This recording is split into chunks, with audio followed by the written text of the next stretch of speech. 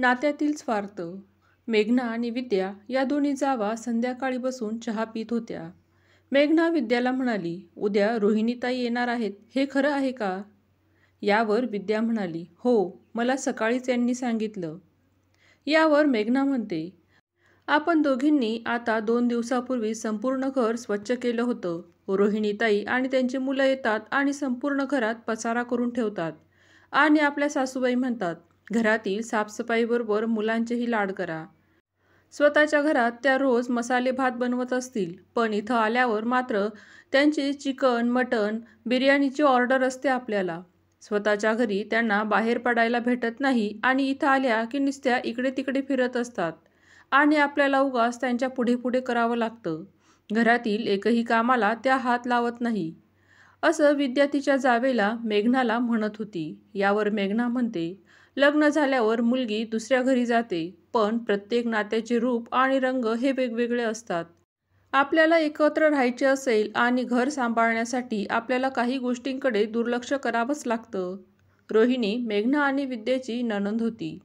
ती कुठे इथे कायमची राहायला येणार आहे. आपण दोघं मिळून सांभाळून घेऊ. मी आहे, तू काळजी करू नकोस, मेघना आपल्या लहान जावेला म्हणत होती. त्यावर विद्या म्हणाली, तुम्ही काय सांभाळून घेणार? तुम्ही फक्त एकत्र राहण्यावर विश्वास ठेवता. म्हणूनच लग्नाला 10 वर्ष झाली तरी सासूबाई तुम्हाला काही टोमणे मारण्याची संधी सोडत नाही. आणि रोहिणीताई आल्यावर तर मग बघा, दोघे मिळून रोज नवनवीन पदार्थांची फरमाईश करतील. विद्याच्या बोलण्यावर मेघना हसत होती. मेघना आणि विद्या या दोन्ही जावा होत्या. मेघना अतिशय समजूतदार होती, तर विद्या ही अतिशय चंचल मनाची होती. मेघना नेहमी विद्याला आपल्या लहान बहिणीसारखं समजावून सांगत असायची. विद्या ही तिला तेवढाच मान द्यायची. थोड्या वेळाने संध्याकाळ होताच मेघना आराम करण्यासाठी तिच्या रूममध्ये गेली. सासूबाई तिच्या रूममध्ये जाऊन तिला म्हणाल्या, तिन्ही सांजेच्या वेळी कोणी झोपतं का? लग्नाच्या आधी माझी रोहिणी घरी असताना रोज संध्याकाळी चहा आणि भजी सर्वांना बनवून द्यायची. आणि एक तुम्ही तुमच्या सर्व जबाबदाऱ्या बाजूला ठेवतात. त्यावर मेघना आपल्या सासूबाईंना म्हणाली, आई, रोहिणीताई खरंच लग्नाआधी काम करायच्या का? कारण मी जेव्हा त्यांच्या घरी जायचे तेव्हा त्या संध्याकाळी 6 वाजेपर्यंत झोपलेल्या असायच्या. यावर सासूबाई मान खाली घालून तिथून निघून जातात. सर्वजण चहा पितात. सासूबाई मोठ्या मुलाला म्हणाल्या, मला माहिती आहे, तुझा भाचा आणि भाची तुझी स्तुती करताना थकत नाही. ते सांगत होते की यावेळी ते मामाच्या घरी आल्यावर खूप शॉपिंग करतील. त्यानंतर सासूबाई मेघनाला म्हणाल्या, रोहिणी आणि तिचे घरचे सुद्धा तुझं खूप कौतुक करत होते की मेघनाच्या हातात जादू आहे. मेघना पालक पराठे आणि बिर्याणी खूप छान बनवते. आता यावेळेस आल्यावर पालक पराठे आणि बिर्याणी खाल्ल्याशिवाय जाणार नाहीत असं म्हणत होते. यावर विद्या मेघनाच्या कानात हळूच बोलते, इथे येण्याचा त्यांचा उद्देश कळाला आहे मला. आता आपण रात्रंदिवस किचनमध्ये राहू. मला तर असं वाटतंय की आजपासूनच आजारी पडावं. आता तुम्ही तुमचं बघा. मेघनाने विद्याला डोळ्यांनी शांत राहण्याचा इशारा केला. सासूबाई म्हणाल्या, काय झालं सुनबाई, तुमच्या दोघांची खूप पुटपुट चालू आहे. तुमच्या दोघींच्या चेहऱ्यावर रोहिणीच्या येण्याचा आनंद दिसत नाही. जेव्हा तुम्ही तुमच्या माहेरी जातात तेव्हा तुमच्या वहिनीचा चेहराही असाच फिका पडलेला असतो का? विद्या गोष्टी हाताळण्याचा प्रयत्न करत असते. ती सासूबाईंना म्हणते, जेव्हा मी माहेरी जाते तेव्हा माझ्या वहिनीचा चेहरा उजळतो की आता नणंद आली आहे, मलाही थोडी विश्रांती मिळेल. आणि मीही हा विचार करते की इतके दिवस मी आराम केला आहे, आता वहिनीला थोडी मदत करूया. तर नंदेचे आणि वहिनीचे नाते टिकून राहते. मेघना पटकन म्हणाली, सासूबाई, विद्याच्या म्हणण्याचा अर्थ असा आहे की आपण आपल्या माहेरच्या घरी जेवढी आनंदी असतो तितकंच आनंदी नणंद आल्यावरही असतो. मी पाहुणे आल्यावर सर्व काही बनवेल, तुम्ही काळजी करू नका. मग दोन्हीही जेवणाची तयारी करण्यासाठी तिथून निघून जातात. त्या दोन्ही किचनमध्ये गेल्यावर सासूबाई चेहरा पाडून त्या दोघींकडे पाहत होत्या. विद्या मेघनाला म्हणते, मला हॉलमधून ओढून का आणलं?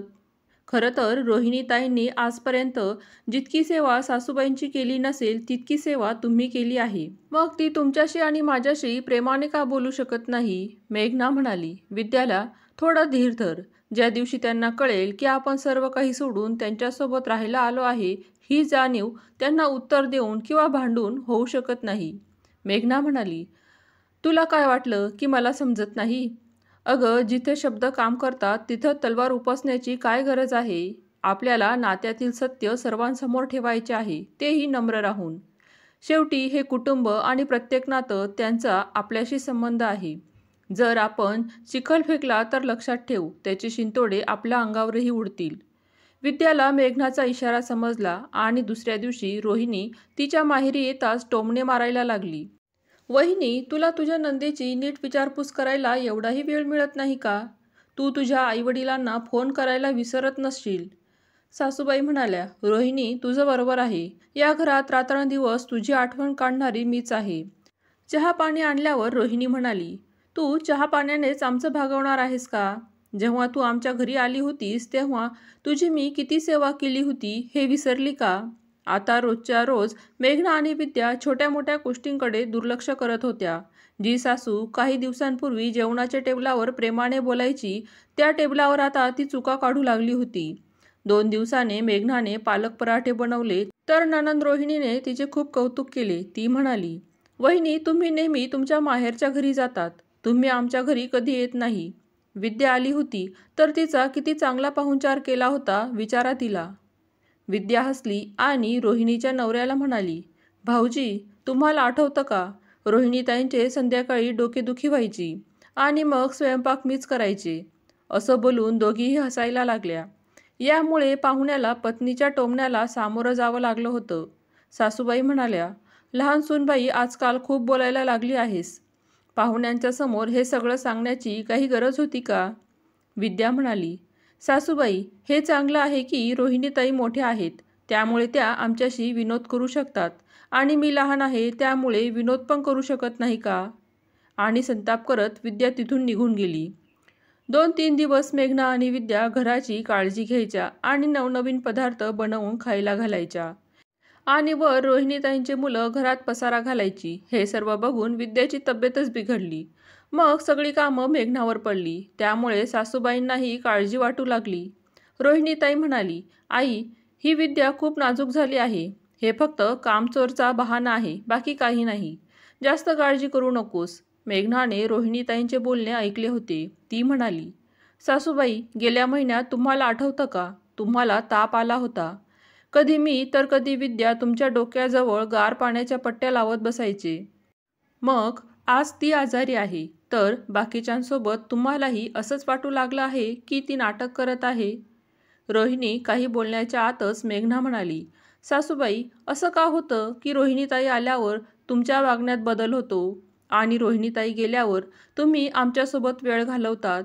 कधीकधी सासूकडून आई होण्याचा प्रयत्न केला तर सून निराश होणार नाही. असं म्हणत मेघना विद्याच्या खोलीत गेली. रोहिणी म्हणाली, आई, तुला वाटत नाही का की मोठ्या वहिनी विद्याची बाजू घेऊन तुला बोलली आहे? सासूबाई म्हणाल्या, शांत बस रोहिणी. अगं, एकतर ती बिचारी आजारी पडली आहे आणि दुसरी एकटी संपूर्ण घर सांभाळत आहे, तरीही तू त्यांच्याबद्दल वाईट बोलत आहेस.